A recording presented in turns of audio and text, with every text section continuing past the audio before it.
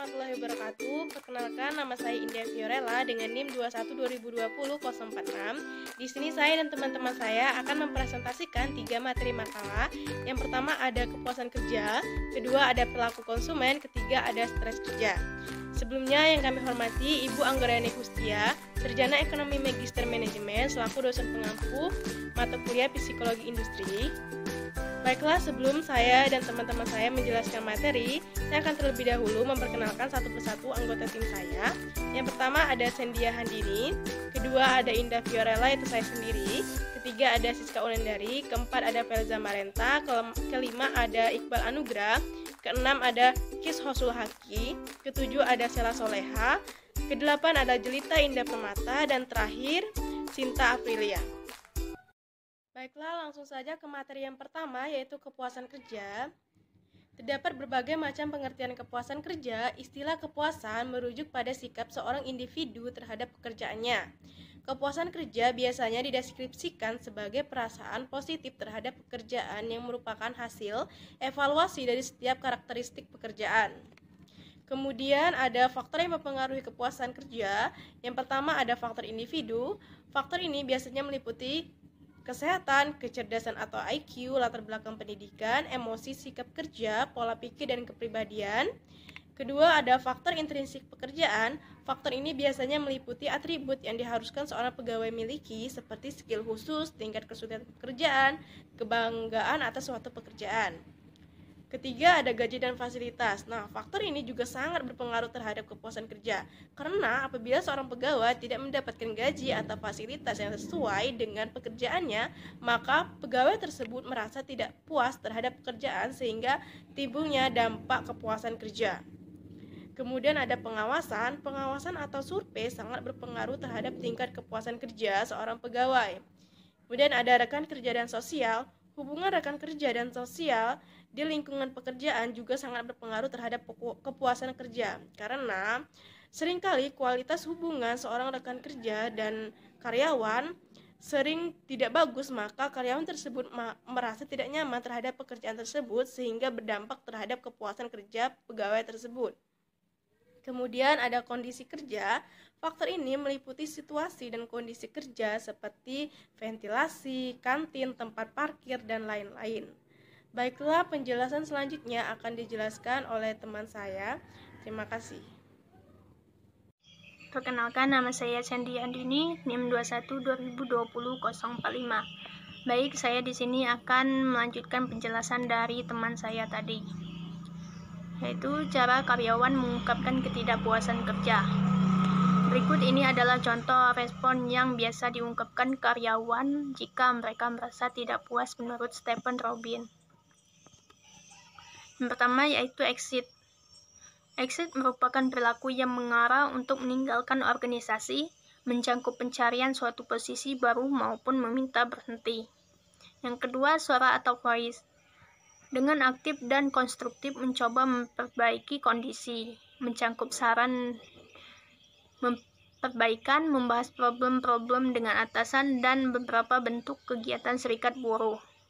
Yang ketiga yaitu kesetiaan atau loyalty.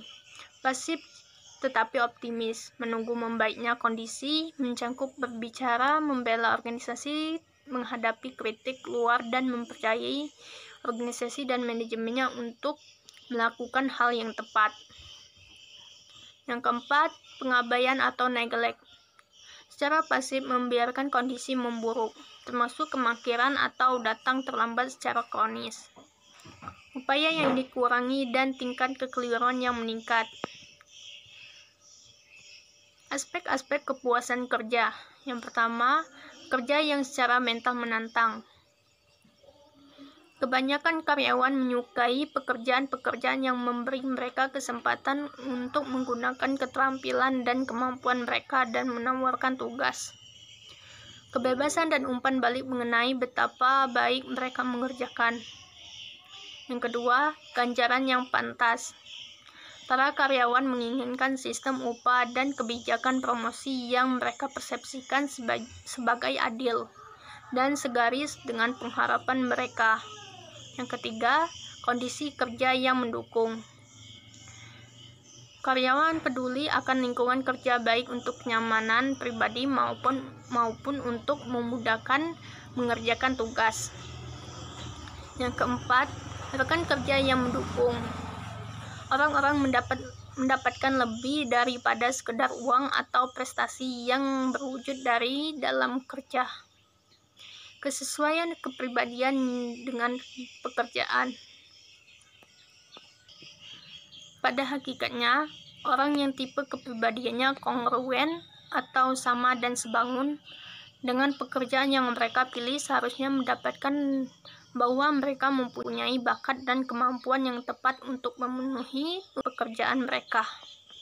Manfaat kepuasan kerja ada 4, yaitu yang pertama, meningkatkan produktivitas, yang kedua, menumbuhkan sikap loyalitas, yang ketiga, menurunnya tingkat ketidakhadiran, yang keempat, meningkatkan pelayanan perusahaan pada pelanggan atau klien. Baik, itu saja penjelasan dari saya. Penjelasan selanjutnya akan dilanjutkan oleh teman saya.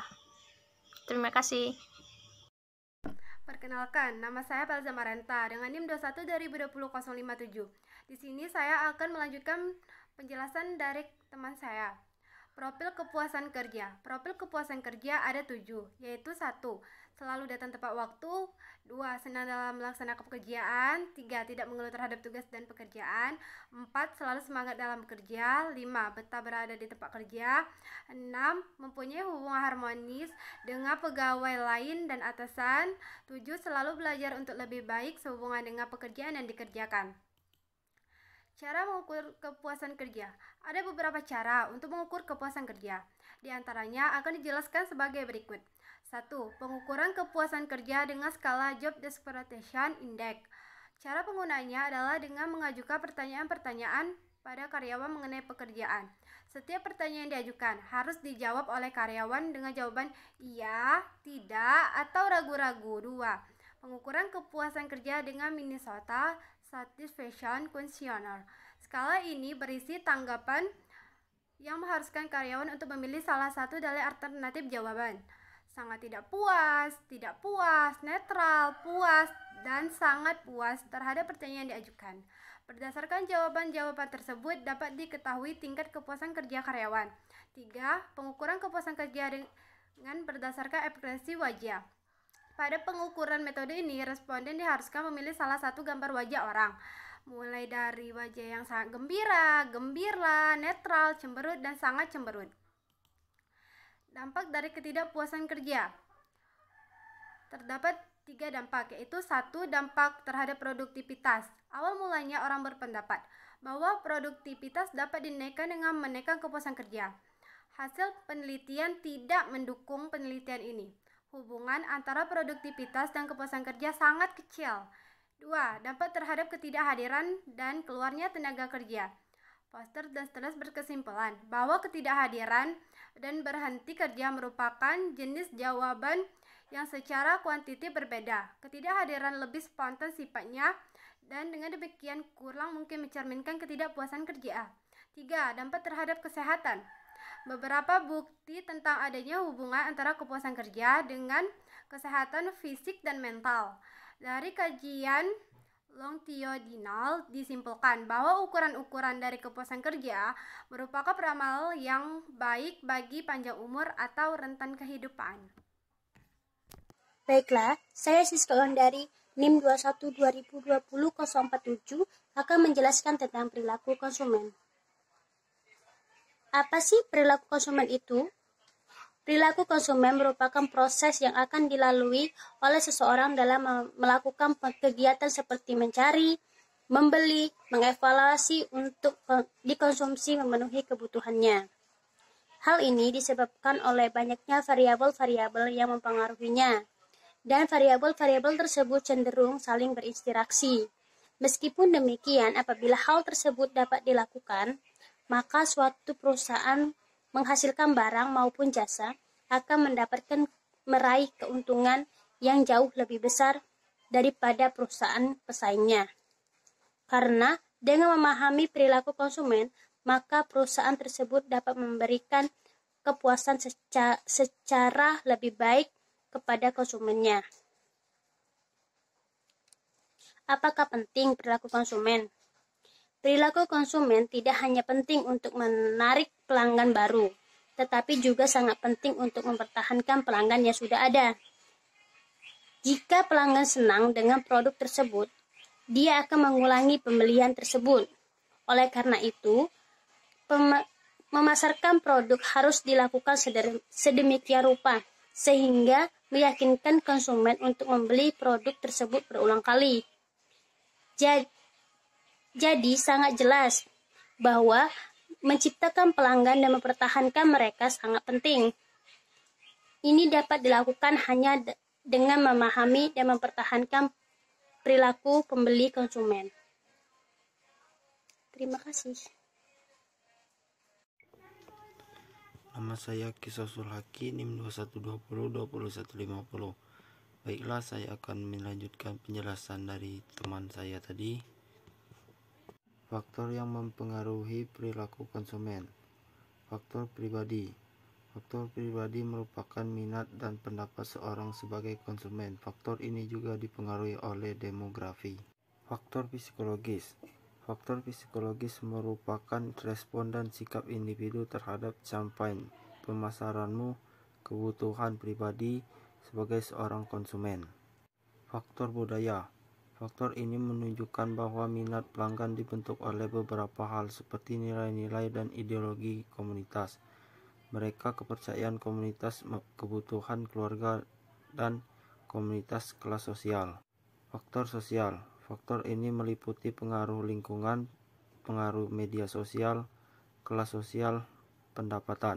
Model perilaku konsumen. Model perilaku konsumen adalah teori yang mempelajari mengenai faktor-faktor yang mempengaruhi konsumen dalam membeli barang atau jasa. Sebuah model merupakan bentuk penyederhanaan gambaran dari kenyataan.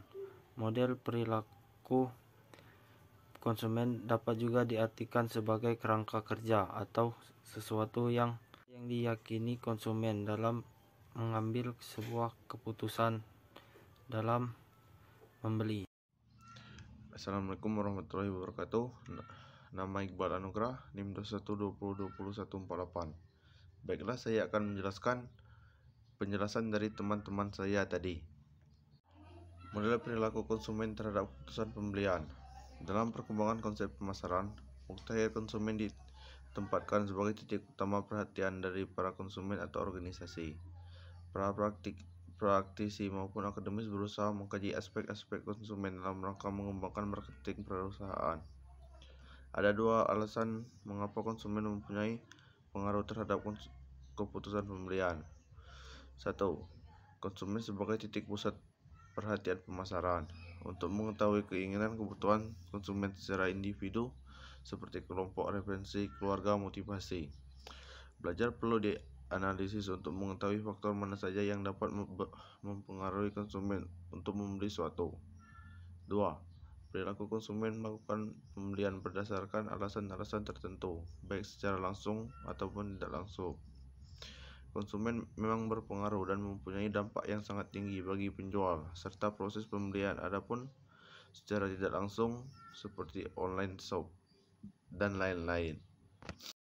Assalamualaikum warahmatullahi wabarakatuh. Perkenalkan, nama saya Jelita Indah Permata, NIM 2120202159. Baiklah, di sini saya akan melanjutkan ke materi selanjutnya, yaitu tentang stres kerja. Pengertian stres dan stres kerja. Pengertian stres adalah reaksi seseorang baik secara fisik maupun emosional, mental dan psikis apabila ada perubahan dari lingkungan yang mengharuskan seseorang menyelesaikan diri. Stres adalah bagian alami dan penting dari kehidupan, tetapi apabila berat dan berlangsung lama dapat merusak kesehatan kita. Stres kerja adalah suatu kondisi ketegangan yang menciptakan adanya ketidakseimbangan fisik maupun psikis yang mengaruhi emosi, proses berpikir, dan kondisi seorang karyawan. Jenis-jenis stres. 1. Stres baik. Stres baik tidak hanya dipicu oleh sepenuhnya pengalaman negatif. Baik pengalaman positif juga dapat membawa stres, seperti upacara kelulusan atau pernikahan. Namun tipe stres seperti ini dalam dosis kecil sebenarnya untuk sistem imun kita. Selain itu, tipe stres ini juga dapat membuat banyak orang lebih mudah untuk menciptakan tujuan dan menikmati proses pencapaiannya. 2. Distres internal. Ini adalah tipe stres yang buruk. Distres merupakan tipe stres negatif hasil dari pengalaman buruk, ancaman, atau perubahan situasi yang tidak terduga dan tidak nyaman. Pada dasarnya, tubuh kita menginginkan rasa aman, sehingga apabila rasa tersebut terusik, tubuh pun mengalami distres. 3. Distres akut. Distres akut terjadi ketika seorang mengalami distres yang dipicu oleh peristiwa buruk yang berlalu dengan cepat. Sementara stres kronik terjadi ketika seseorang harus menahan stres dalam waktu yang lama. Kedua tipe stres tadi akan memicu timbulnya hipostres. 4. Hipostres. Ternyata sehari-hari tanpa kekhawatiran dan tantangan juga dapat memicu stres lainnya, yaitu hipostres. Hipostres merupakan ketidakadaan stres, tetapi bisa juga diartikan kebosanan yang ekstrim. Seseorang yang mengalami hipostres mungkin merasa tidak tertantang, tidak memiliki motivasi untuk melakukan apapun. Hipostres dapat memicu perasaan depresi dan kesia-siaan. 5. Eustress. Eustress merupakan stres yang sangat berguna lantaran dapat membuat tubuh menjadi lebih waspada. Eustress membuat tubuh dan pikiran menjadi siap untuk menghadapi banyak tantangan. Bahkan tanpa disadari, tipe stres ini dapat membantu memberi kekuatan dan menentukan keputusan. Contohnya menemukan solusi untuk masalah. Baiklah, pembacaan selanjutnya akan dilanjutkan oleh rekan saya. Baiklah, saya Sheila Soleha dengan NIM 21-20-154. Di sini saya akan menyampaikan materi dari teman saya. Kategori stres kerja. Menurut Philip L. dikutip Jatinca 2002, seorang dapat dikategorikan mengalami stres kerja bila 1. Urusan stres yang dialami melibatkan juga pihak organisasi atau perusahaan karena masalah rumah tangga yang terbawa ke pekerjaan dan masalah pekerjaan yang terbawa ke rumah tangga dan juga dapat menjadi penyebab stres kerja. 2. Mengakibatkan dampak negatif bagi perusahaan dan juga individu. 3. Oleh karenanya diperlukan kerjasama antar kedua belah pihak untuk menyelesaikan persoalan stres tersebut secara umum. Seseorang yang mengalami stres pada pekerjaan akan menampilkan gejala-gejala yang meliputi 3 aspek, yaitu psikologikal, dan behavior. Fisiologikal memiliki indikator, yaitu terdapat perubahan pada metabolisme tubuh, meningkatnya kecepatan detak jantung dan nafas, meningkatnya tekanan darah, timbulnya sakit kepala dan menyebabkan serangan jantung. Psikologikal memiliki indikator, yaitu terdapat ketidakpuasan terhadap hubungan kerja, tegang, gelisah, cemas, mudah marah, kebosanan, dan sering menunda pekerjaan. C. Behavior memiliki indikator, yaitu terdapat perubahan pada produktivitas, ketidakhadiran dalam jadwal kerja, perubahan pada selera makan, meningkatnya konsumsi rokok dan alkohol, berbicara dengan intonasi cepat, mudah gelisah, dan susah tidur. Model tekanan stres. Sumber potensial. Faktor lingkungan. Ketidakpastian ekonomi, ketidakpastian politik, ketidakpastian teknologi. Faktor organisasi. Tuntutan tugas, tuntutan sarana, tuntutan antar personal. Faktor individu. Masalah keluarga, masalah ekonomi, dan kepribadian. Perbedaan individu, persepsi, pengalaman kerja, dukungan sosial. Konsekuensi. Gejala fisiologis: sakit kepala, tekanan darah tinggi, sakit hati. Gejala psikologis: gelisah, depresi, penurunan kepuasan kerja, gejala perilaku, produktivitas tidak hadir, perpindahan. Faktor penyebab stres kerja. Pertama, konflik dengan rekan kerja. Tidak sedikit orang yang merasa kalau dirinya tak mendapatkan rekan kerja yang cocok. Nah, ketidakcocokan dalam bekerja inilah yang rentan menimbulkan konflik antar pegawai. Pastinya konflik yang berkelanjutan akan meningkatkan stres dan membuat pekerjaan jadi tak optimal.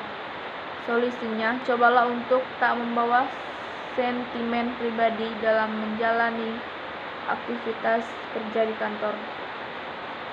Kedua, tak bisa menahan emosi. Meski pikiran serawut, tapi cobalah untuk tetap menjaga emosi diri, sebab faktor pemicu stres saat bekerja juga dapat dikarenakan hal ini. Jangan sampai kemarahan ini menyebar di kantor dan diperlihatkan pada rekan atau atasan. Bila dirimu tak bisa menstabilkan emosi dengan baik, tandanya bahwa dirimu sedang dilanda stres. Cobalah untuk melakukan kegiatan yang bisa membuatmu lebih tenang. Misalnya mendengarkan musik atau berselancar di situs yang bisa membuatmu tertawa. Cara ini cukup ampuh untuk mengurangi stres. Ketiga, tumpukan pekerjaan. Datangnya tugas-tugas baru di saat tugas lainnya belum rampung kerap kali membuat para karyawan kewalahan. Bila terjadi berkelanjutan, maka beban atau tumpukan pekerjaan ini barang pasti dapat memicu stres. Solusinya, cobalah prioritaskan pekerjaan mana yang sebaiknya dirampungkan terlebih dahulu. Keempat, notifikasi di luar jam kantor. Faktor pemicu stres saat bekerja juga bisa karena hal yang terbilang sepele ini. Sebab siapa sih yang kepingin mendapatkan notifikasi pekerjaan di luar jam kantor, misalnya di malam hari, hari libur, atau bahkan saat sedang berlibur. Namun, untuk seseorang yang posisinya sebagai staf atau karyawan, kadangkala merasa tidak enak untuk mengabaikan pesan dari atasannya. Apabila berisi tentang hal yang penting, jangan salah, hal kecil ini juga bisa merusak mood, bahkan memicu stres. 5. Masalah personal. Faktor pemicu stres saat bekerja juga bisa karena faktor eksternal yang memicu gangguan pikiran. Masalah personal seperti dengan keluarga, teman, ataupun pasangan dapat memberikan tekanan-tekanan terhambat. 6. Lingkungan pekerjaan. Kadangkala atasan atau rekan kerja yang tak mendukung atau kompetisi internal bisa membuat lingkungan kerja jadi tak nyaman, sebab adanya tekanan yang tidak sesuai dengan kapasitas dari karyawan. Memang terbukti dapat menimbulkan stres di kantor. Materi selanjutnya yang akan dibacakan oleh saya Sinta Afrilia dengan NIM 21-2020-261. Yang selanjutnya ada dampak stres. Yang pertama, efek pada fisiologi mereka seperti jantung berdegup kencang, denyut jantung meningkat, bibir kering, berkeringat, serta mual.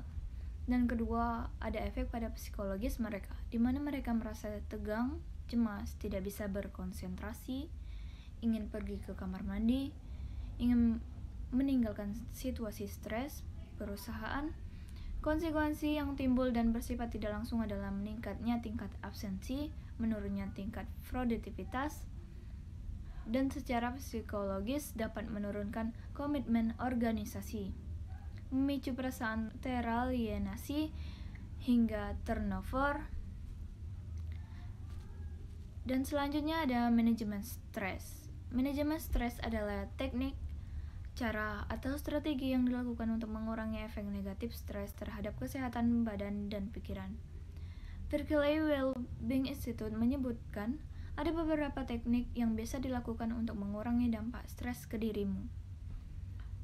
Ada strategi yang melibatkan emosi, mental, dan perilaku untuk mengelola dampak stres ke badan kamu. Tujuannya adalah agar terbentuk ketahanan dan coping skill dalam diri apabila mengalami hal-hal membuatmu stres. Sehingga kamu tidak akan merasa kewalahan dan berujung pada masalah kesehatan kecemasan.